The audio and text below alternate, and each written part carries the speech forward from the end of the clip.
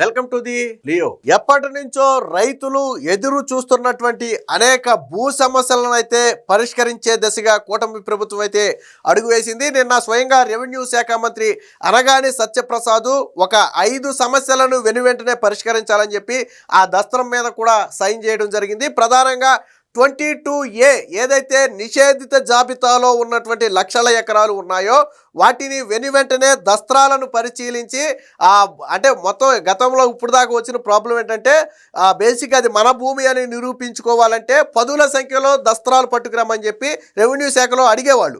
So ఇప్పుడు అలాంటి అవసరం లేదు.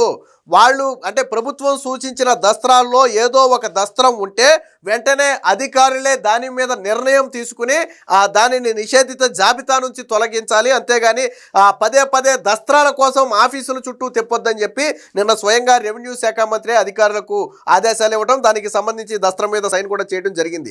ప్రధానంగా మాజీ సైనికోద్యులు కావచ్చు లేదా ప్రస్తుత సైనికులు కావచ్చు ఎవరైతే ఉన్నారో వారికి ఇచ్చినటువంటి భూముల విషయంలో కావచ్చు లేదా 1954 కంటే ముందే రిజిస్టర్ అయ్యారు అని నిరూపించగలిగే అవకాశం ఉన్నటువంటి భూములు కావచ్చు, అలాగే ప్రైవేటు పట్టా భూములు. సో ప్రధానంగా ఇక్కడ సమస్య ఇదే. ప్రైవేటు పట్టా భూములు అంటే మనలాంటి పట్టా భూములు అంటే కూడా ప్రైవేటు పట్టా భూములుగానే చెప్పుకుంటాం.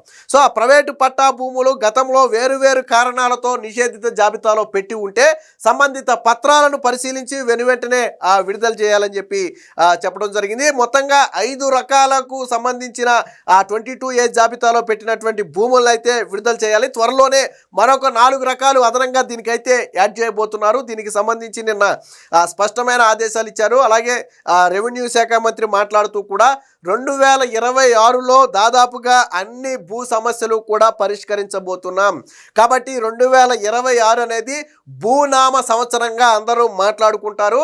కూటమి ప్రభుత్వంలో ప్రతి ఒక్కరికి కూడా న్యాయం జరుగుతుందని చెప్పి నిన్న ఆయన స్పష్టంగా చెప్పడం జరిగింది. ఇటీవల రెవెన్యూ శాఖ మీద ప్రజల్లో తీవ్ర అసంతృప్తి ఉన్న నేపథ్యంలో ఖచ్చితంగా చర్యలు తీసుకోవాలి. సంబంధిత కేసులు ఏవైతే ఉన్నాయో వాటిని పరిష్కరించి ప్రజల్లో సంతృప్తి స్థాయిని పెంచాలని చెప్పి చంద్రబాబు గారు ఆదేశాలు ఇచ్చిన నేపథ్యంలో ఇప్పుడు రెవెన్యూ శాఖ అయితే దీని మీద అయితే కసరత్తు చేస్తుంది. సో ఎలాంటి భూములకు విముక్తి కలిగించబోతున్నారు అనేది మన దగ్గర ఒక నోట్ అవుతుంది, ఒకసారి చూద్దాం. నిషేధిత 22A జాబితా నుంచి 5 రకాల భూములకు విముక్తి, త్వరలో మరొక 4 రకాలకు కూడా తప్పుడు రిజిస్ట్రేషన్లో రద్దు అధికారం కలెక్టర్లకే రెవెన్యూ శాఖ మంత్రి సత్యప్రసాద్. దానికి సంబంధించినటువంటి దస్త్రం మీద ఆయన నిన్న సైన్ చేశారు. అంటే నూతన సంవత్సరం తొలి రోజునైతే భూ సమస్యల పరిష్కారానికి సంబంధించి ఆయన సైన్ చేశారని చెప్పుకోవచ్చు. ఇక్కడ రెండోది ఏంటంటే ఇప్పుడు వచ్చినటువంటి ప్రధాన ఫిర్యాదుల్లో తప్పుడు రిజిస్ట్రేషన్, అంటే భూమి వాస్తవానికి నా పేరు మీద ఉంటుంది, భూమి నా అధీనంలో ఉంటుంది, కానీ నాకు తెలియకుండా నా ప్రమేయం లేకుండానే నా భూమి వేరొకరి పేరు మీదకి రిజిస్టర్ అయిపోయి ఉంటుంది. ఆన్లైన్లో కూడా వాళ్ళ పేరు మీద మారిపోయి ఉంటుంది, కానీ ఆ పత్రాలన్నీ కూడా ఒరిజినల్స్ అన్నీ నా దగ్గరే ఉంటాయి, కానీ భూమి వేరొకరి పేరు మీద ఉంటుంది. సో ఇలా తప్పుడు రిజిస్ట్రేషన్లు జరిగితే వాటిని సాధారణంగా గతంలో కోర్టు నుంచి పరిష్కరించుకునే అవకాశం ఉండేది. సో ఇప్పుడు కలెక్టర్లకు అధికారం ఇచ్చారు. తప్పుడు రిజిస్ట్రేషన్లు రద్దు చేయడంతో పాటు ఈ తప్పుడు రిజిస్ట్రేషన్లకు సహకరించినటువంటి అధికారుల మీద చర్యలు తీసుకునే అధికారం కూడా ఆ కలెక్టర్లకైతే ఇవ్వటం జరిగింది. సో నిషేధిత 22A జాబితా నుంచి 5 రకాల భూములకు విముక్తి కల్పించేందుకు ప్రభుత్వం చర్యలు చేపట్టింది. 8 రకాల పత్రాలలో ఏదో ఒకటి ఉన్నా వాటిని పరిశీలించి జాబితా నుంచి తొలగించాలని, మరిన్ని పత్రాల కోసం భూ యజమానులను తిప్పించుకోవద్దని స్పష్టం చేసింది.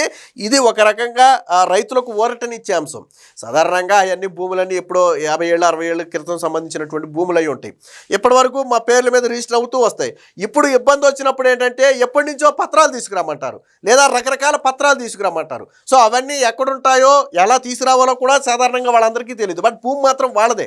కాబట్టి ఆ అవకాశం లేకుండా మొత్తంగా ప్రభుత్వం సూచించినటువంటి 8 రకాల పత్రాలలో ఏదో ఒకటి ఉన్నా అది నిజమైనదే, అది ఫ్యాబ్రికేటెడ్ కాదు, అది నిజమైన పత్రమేనని అధికారులు భావిస్తే వెంటనే వారికి న్యాయం చేయాలి. అంతేగాని మిగిలిన పత్రాలు కూడా పట్టుకురండి అని చెప్పి వాళ్ళని తెప్పొద్దని చెప్పి నిన్న స్పష్టంగా అయితే చెప్పడం జరిగింది. రెవెన్యూ శాఖ మంత్రి అనగాని సత్యప్రసాద్ కొత్త సంవత్సరం సందర్భంగా గురువారం సంబంధిత పత్రంపై సైన్ చేశారు. అనంతరం సచివాలయంలో విలేకరుల సమావేశంలో మాట్లాడారు. ప్రైవేటు భూములేవి కూడా నిషేధిత జాబితాలో ఉండటానికి వీల్లేదు. చొక్క భూములు రీసర్వే తర్వాత నిషేధిత జాబితాలో చేర్చిన సర్వీసు ఇనాం తదితర మరొక 4 రకాల భూములపై త్వరలో జరిగే మంత్రివర్గ సంఘంలో చర్చించి తొలగిస్తాం. ఫ్రీ హోల్డ్ భూములపై ఫిబ్రవరిలో నిర్ణయం తీసుకుంటాం. తప్పుడు రిజిస్ట్రేషన్లు రద్దు చేసే అధికారాన్ని కలెక్టర్లకు అప్పగిస్తున్నాం. వాటికి కారణమైన అధికారులపై చర్యలు తీసుకునే అధికారము కలెక్టర్లకే ఇస్తున్నాం. శుక్రవారం అంటే జనవరి 2 నుంచి పట్టాదారు పాసు పుస్తకాలు అందిస్తున్నారు. చిన్న చిన్న తప్పులుంటే సరిచేసి మళ్ళీ ఇంటి వద్దే పట్టాదారు పాసు పుస్తకాలు కూడా మీకు అందిస్తామని చెప్పారు. ఆల్రెడీ మనం మాట్లాడుకున్నాం. దాదాపుగా 22 లక్షల పట్టాదారు పాసు పుస్తకాలు జనవరి 2 నుంచి అంటే ఈ రోజు నుంచి మొదలుపెట్టి జనవరి 9 వరకు ఈ వారం రోజుల్లో 22 లక్షల పట్టాదారు పాసు పుస్తకాలు ఇవ్వడానికైతే ఆల్రెడీ సిద్ధమైతే చేశారు. దీనికి సంబంధించిన మరొక వార్త కూడా చూద్దాం. రెవెన్యూ క్లినిక్లు అనేవి సత్ఫలితాలను ఇస్తున్నాయని కూడా చెప్పాడు ఆయన. ఇక సంక్రాంతికి శెట్టివారిపల్లెలో పేదలకు అంటే ఎప్పటి నుంచో దశాబ్దాలుగా ఉన్నటువంటి అన్సెటిల్డ్ ఎస్టేట్ భూ సమస్యలకు పరిష్కారం చూపడం ద్వారా 2111 పేద కుటుంబాలకు న్యాయం చేయనున్నారు. సంక్రాంతికి చంద్రబాబు గారి చేతుల మీదుగా వారందరికీ కూడా ఆ పట్టాలు అందిస్తబోతున్నట్టుగా చెప్తున్నారు. అందుకనే ఈ ఏడాది భూనామ సంవత్సరం అవుతుందని కూడా ఆయన చెప్పారు. సో నిషేధిత జాబితా నుంచి తొలగించే భూములు ఏవి అనేది మనం ఒకసారి పరిశీలిస్తే ఫస్ట్ 5 రకాల భూములు అయితే తొలగించాలన్నారు కదా. 5 రకాలు మనం ఒకసారి ఇక్కడ చూద్దాం. ప్రధానంగా స్వతంత్ర సమరయోధులు, రాజకీయ బాధితులకు గతంలో ఇచ్చినటువంటి భూములు నిషేధిత జాబితాలు ఉంటే వాటిని తొలగించాలి 1. అలాగే మాజీ సైనికోద్యోగులు, ప్రస్తుత సైనిక ఉద్యోగులకు ఇచ్చినటువంటి భూములు నిషేధిత జాబితాలో ఉంటే వాటిని తొలగించాలి. అలాగే 1954 జూన్ 18కి ముందే అసైన్ చేసిన భూములు ఏవైనా ఉన్నాయి అని నిరూపించుకోగలిగితే వాటిని నిషేధిత జాబితా నుంచి తొలగించాలి.